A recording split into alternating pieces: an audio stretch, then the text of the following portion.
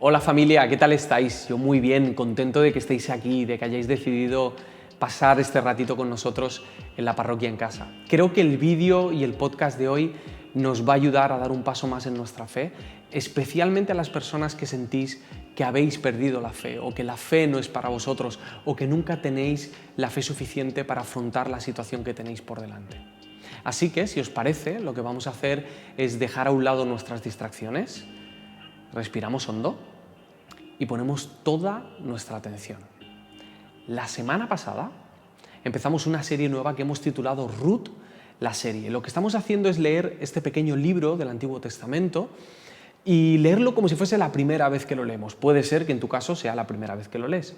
Nos estamos acercando a este libro como si se tratase de una serie de televisión, episodio a episodio, poquito a poco, sin adelantarnos y tratando de descubrir quién es Dios a través de estas páginas, quiénes somos nosotros y qué tiene que ver la historia de Ruth con nuestra vida. Hay series que suelen comenzar con una voz en off que dice algo así como en capítulos anteriores. Bueno, pues eso es lo que vamos a hacer ahora. Vamos a hacer un pequeño resumen de la historia de Ruth, de lo que hablamos la semana pasada, y así cogemos carrerilla. La historia empezaba con una familia que salía de Belén y se iba a vivir a Moab, porque en Belén tenían hambre. El padre se llamaba Elimelec, la madre Noemí, y tenían 2 hijos. Cuando llegaron a Moab, intentaron buscarse la vida, pero al tiempo Elimelec murió, así que Noemí se quedó viuda. Sus 2 hijos se casaron con 2 mujeres moabitas, Ruth y Orfa, pero a los años sus 2 hijos también mueren. Así que imaginaos la situación, Noemí ha perdido a su marido y a sus hijos, y Ruth y Orfa han perdido a sus esposos. En medio de este dolor y de esta situación desesperante en la que no sabían cuál iba a ser su futuro ni cómo iban a sostenerse económicamente a partir de entonces, Noemí escucha que en Belén vuelve a haber comida, así que decide volver, pero sus 2 nueras quieren volver con ella. En mitad del camino, una de ellas se lo piensa, que es Orfa, y decide volver a su tierra, a sus dioses y a sus costumbres. Sin embargo, Ruth decide dar un paso más y seguir a Noemí, aunque realmente no sabe muy bien a dónde va, y aunque sabe que va a ir a un sitio donde las moabitas no son bien recibidas. Luego hablaremos de esto. Si queréis saber hacia dónde nos llevó la lectura de esta historia, tendréis que ver el episodio anterior, pero en resumen fue algo así como esto. La culpa de tu estancamiento no la tienen nuestras circunstancias. La culpa de nuestro estancamiento la tenemos nosotros, que convertimos nuestras circunstancias en excusas. Hoy vamos a seguir con la historia de Ruth y para esto vamos a leer el segundo capítulo de este libro. ¿Listos? Lo digo porque vamos a leer un ratito. Tenía Noemí un pariente de su marido, hombre rico de la familia de Elimelec, el cual se llamaba Booz. Y Ruth, la moabita, dijo a Noemí: «Te ruego que me dejes ir al campo y recogeré espigas en pos de aquel a cuyos ojos hallaré gracia». Y ella le respondió: «Ve, hija mía». Fue, pues, y llegando, espigó en el campo en pos de los segadores. Y aconteció que aquella parte del campo era de Booz, el cual era de la familia de Elimelec. Y he aquí que Booz vino de Belén y dijo a los segadores: «Jehová sea con vosotros». Y ellos respondieron: «Jehová te bendiga». Y Booz dijo a su criado, el mayordomo de los segadores: «¿De quién es esta joven?». Y el criado, mayordomo de los segadores, respondió y dijo: «Es la joven moabita que volvió con Noemí de los campos de Moab. Y ha dicho: te ruego que me dejes recoger y juntar tras los segadores entre las gavillas». Entró pues y está desde por la mañana hasta ahora, sin descansar ni aún por un momento. Entonces Booz dijo a Ruth: «Oye, hija mía, no vayas a espigar a otro campo, ni pases de aquí, y aquí estarás junto a mis criadas. Mira bien el campo que siguen y síguelas, porque yo he mandado a los criados que no te molesten, y cuando tengas sed, ve a las vasijas y bebe del agua que sacan los criados». Ella entonces, bajando su rostro, se inclinó a tierra y le dijo: «¿Por qué he hallado gracia en tus ojos para que me reconozcas, siendo yo extranjera?». Y respondiendo Booz le dijo: «He sabido todo lo que has hecho con tu suegra después de la muerte de tu marido, y que dejando a tu padre y a tu madre y la tierra donde naciste, has venido a un pueblo que no conociste antes. Jehová recompense tu obra y tu remuneración sea cumplida de parte de Jehová Dios de Israel, bajo cuyas alas has venido a refugiarte. Y ella dijo: Señor mío, halle yo gracia delante de tus ojos, porque me has consolado y porque has hablado al corazón de tu sierva, aunque no soy ni como una de tus criadas. Y Booz le dijo a la hora de comer: ven aquí y come del pan y moja tu bocado en el vinagre. Y ella se sentó junto a los segadores y él le dio del potaje y comió hasta que se sació y le sobró. Luego se levantó para espigar. Y Booz mandó a sus criados diciendo: que recoja también espigas entre las gavillas y no la avergoncéis. Y dejaréis también caer para ella algo de los manojos y lo dejaréis para que lo recoja y no la reprendáis.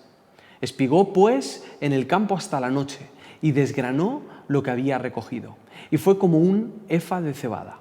Y lo tomó y se fue a la ciudad, y su suegra vio lo que había recogido. Sacó también luego lo que le había sobrado después de haber quedado saciada y se lo dio. Y le dijo su suegra: ¿dónde has espigado hoy? ¿Y dónde has trabajado? Bendito sea el que te ha reconocido. Y contó ella a su suegra con quien había trabajado. Y dijo: el nombre del varón con quien hoy he trabajado es Booz. Y dijo Noemí a su nuera: sea él bendito de Jehová, pues que no ha rehusado a los vivos la benevolencia que tuvo para con los que han muerto. Después le dijo Noemí: nuestro pariente es aquel varón, y uno de los que puede redimirnos. Y Ruth la moabita dijo: además de esto me ha dicho: júntate con mis criadas hasta que hayan acabado toda mi siega.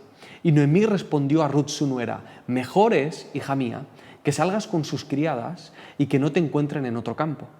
Estuvo pues junto con las criadas de Booz espigando hasta que se acabó la siega de la cebada y la del trigo, y vivía con su suegra. Espero que sigáis ahí y que no os hayáis perdido en la lectura. Y si no, no pasa nada, porque vamos a ir haciendo un resumen poquito a poco. Si te has educado en un contexto religioso, sabes que la fe es vital para tu camino, sabes que la necesitas para dar el siguiente paso, pero a lo mejor no tienes la fuerza necesaria para hacerlo. A lo mejor tu fe se ha ido desgastando con el tiempo. Por si fuese poco, en los contextos religiosos siempre hay un desalmado al que cuando le cuentas la situación por la que estás pasando, te dice algo así como: te falta fe. No sé a vosotros, pero a mí ese comentario pocas veces me ha motivado a seguir hacia adelante. Otros quizá pensáis que la vida de fe no es para vosotros porque la gente que habéis conocido es gente muy mística, gente que vive en un plano elevado, que van flotando, que se comportan de una manera irracional, o son gente incluso que niega la realidad, ¿sabéis, no? Estas personas que tienen tanta fe que no se ponen la mascarilla porque Dios les cuida. O gente que parece que no duda nunca. Hay gente que tiene una fe tan apasionada y tan fervorosa que cuando estás cerca de ellos te sientes acomplejado. Es gente con una fe gigante para orar por enfermos, para esperar milagros y para ver cosas imposibles. Pero a lo mejor tú tampoco sientes lo mismo. Ya no tienes esa pasión que a lo mejor tuviste en algún momento.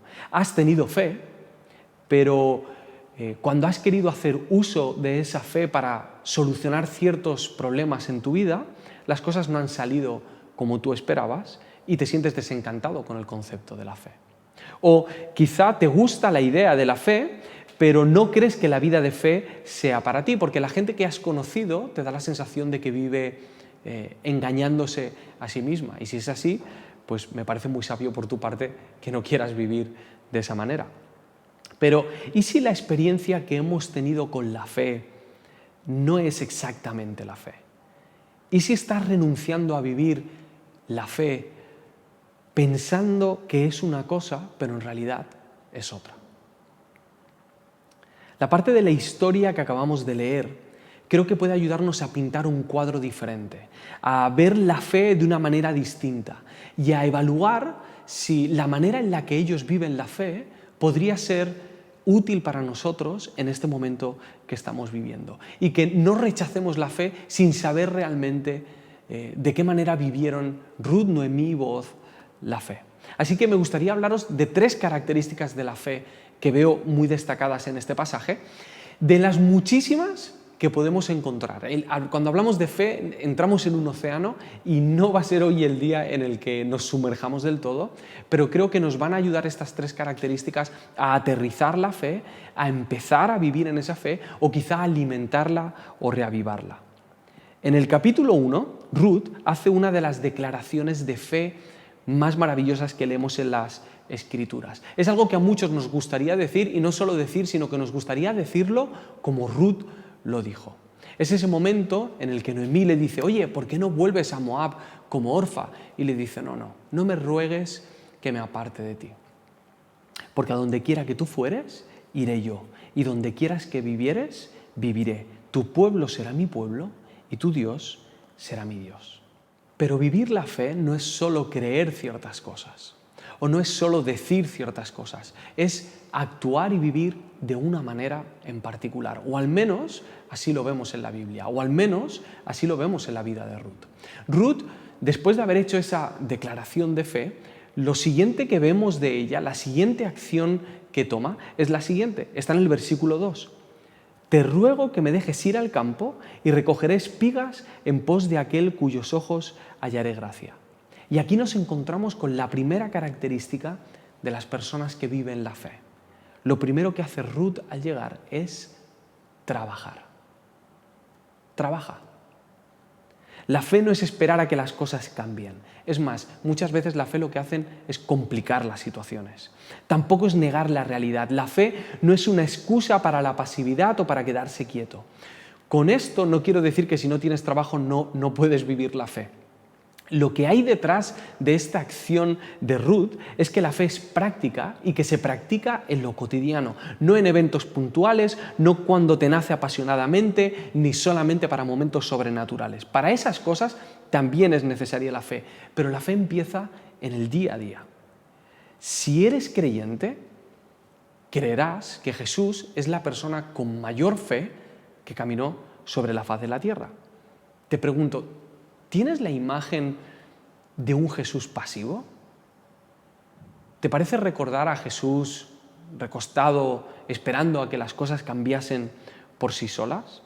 Porque la imagen que leemos de Jesús en los evangelios es la de alguien que iba, es la de alguien que se movía para cambiar las cosas. Es el propio Jesús en el evangelio de Juan el que dice: mi Padre hasta ahora trabaja y yo trabajo. Entiendo que quizá tu situación es urgente y que una respuesta tan normal o una acción tan cotidiana como la de ir a trabajar te pueda parecer insuficiente para vivir la fe. No quiero menospreciar la situación por la que estás pasando, pero sí me gustaría animarte a que valores la gravedad de la situación por la que estaban pasando Ruth y Noemí. Son viudas y son pobres. No tienen manera de buscar sustento más allá de la limosna que le quiera dar a alguien. Además, están en medio del dolor de haber perdido a sus esposos y, en el caso de Ruth, también a sus hijos. Noemí carga con la vergüenza de haber vuelto a su tierra sin nada encima. Además, esto ocurre hace unos 3000 años, sin wifi, sin automóviles, sin vacunas y sin paella. Y en aquella situación, lo que Ruth, una mujer de fe, pensó que iba a ser lo mejor para su camino era ponerse a trabajar. Una cosa más acerca de la situación de Ruth. Si os fijáis, al final del capítulo 1, el autor ya no se refiere a Ruth como Ruth, se refiere a ella como Ruth la moabita. A partir de este momento el autor quiere dejarnos muy claro que Ruth no está en su tierra. Ruth está en una situación de desventaja. No solamente porque era extranjera, sino porque además era de Moab. Moab era un pueblo gentil e idólatra, es decir, que Israel no iban a tener, el pueblo de Dios no iba a tener mucha relación con ellos. Por si fuese poco, el origen de este pueblo es una relación incestuosa entre Lot y una de sus hijas. No pinta bien el asunto. A esto sumémosle que las moabitas estaban estigmatizadas porque en un momento de la historia, lo podéis leer en Números, fueron unas jóvenes moabitas las que sedujeron a hombres y soldados de Israel y estos hombres tuvieron relaciones sexuales con ellas y no solo eso, sino que se unieron a adorar a sus dioses. Y por si esto os pareciese poco, en Deuteronomio dice: no entrará amonita ni moabita en la congregación de Jehová, ni hasta la 10ª generación de ellos. No entrarán en la congregación de Jehová para siempre. Un poquito más adelante dice: no procurarás la paz de ellos, ni su bien en todos los días para siempre. Así que Ruth no solamente era mujer, y era viuda, y era pobre, era moabita. Era de una nación que no era bien recibida, una nación en la que las mujeres eran rechazadas y mal vistas por los demás. Ella no debía estar allí. Y en esa situación, Ruth pone la fe en Dios y lo primero que se le ocurre es ir a trabajar. Y no cualquier trabajo. Un trabajo que era delegado para los pobres, para los huérfanos y para las viudas. Debía hallar gracia para estar allí. Para ella poder trabajar en ese campo, alguien debía darle el permiso para trabajar. Y debía de trabajar muy duro porque en poquitos meses, más o menos unos 2 meses, tenía que recoger comida para el resto del año. Vemos que para Ruth la fe no es un atajo para esquivar la situación, sino que es el camino para enfrentarla. La historia sigue. Ruth está espigando y llega Booz. Booz se fija en ella, pregunta a los segadores que quién es, le dicen quién es y Booz se acerca para hablar con Ruth. Conectan y durante ese día Booz le facilita el trabajo, le da comida, le habla con los segadores para que no le molesten, le da descanso y Ruth tiene un día muy productivo de trabajo y vuelve a casa. La siguiente característica de quienes viven la fe la encontramos en Noemí. Recordemos que Noemí está pasando también por una situación muy difícil, su dolor es enorme y aunque su fe se ha visto golpeada y quizás su concepto acerca de quién es Dios ha cambiado a causa del dolor, ella no ha dejado de creer en el poder y en la soberanía de Dios. Fijaos en el versículo 21 del capítulo anterior, el versículo 20 dice: no me llaméis Noemí, llamadme Mara, porque en grande amargura me ha puesto el Todopoderoso. En grande amargura me ha puesto el Todopoderoso. ¿Cuánto dolor hay en estas palabras? Pero cuánta dependencia de Dios hay también.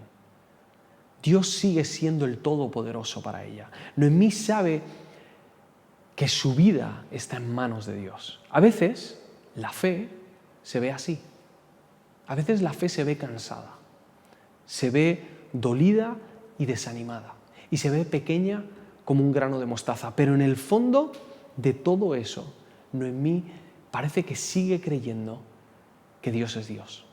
Así que esta mujer de fe, al ver que Ruth llega y le dice que la persona para la que ha estado trabajando es Booz, le dice: sea él bendito de Jehová, pues que no ha rehusado a los vivos la benevolencia que tuvo para con los que han muerto. Después le dijo Noemí: nuestro pariente es aquel varón y uno de los que puede redimirnos.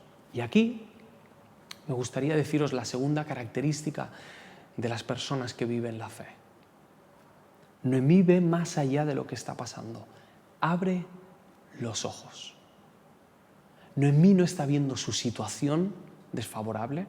Noemí no está viendo la cantidad de comida que le ha traído Ruth en el momento. Noemí está viendo algo más allá y le está descubriendo a Ruth, porque nosotros ya lo sabemos, que Booz es aquella persona que puede redimirle. La semana que viene hablaremos más acerca de qué quiere decir con esto, pero básicamente lo que le está diciendo es que Booz es la persona que puede sacarles de la situación en la que están. Noemí está viendo la esperanza en medio de ese momento tan oscuro. Para Ruth ha sido un buen día de trabajo, pero para Noemí es la oportunidad de cambiar su situación y su vida, es la oportunidad de ser rescatadas. Y Noemí sabe que Jehová está formando parte de todo esto. Noemí bendice a Dios y se da cuenta de que hay algo que está pasando a su alrededor, de que trabajar como hace Ruth es importante, pero hay que hacerlo con los ojos abiertos, sabiendo que en medio de lo cotidiano Dios está haciendo cosas. Cuando nosotros no vemos lo que está pasando a nuestro alrededor es porque no nos paramos a observar. porque ya no tenemos tiempo para el silencio. Hay una escena en la película de las Crónicas de Narnia, El príncipe Caspian, en la que están paseando los hermanos por el monte y Lucy, la pequeña, dice: he visto a Aslan, no estoy loca y quería que lo siguiéramos. Y Peter le dice: ¿y por qué no lo he visto yo?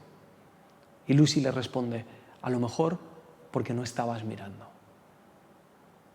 La gente que vive la fe vive con los ojos abiertos.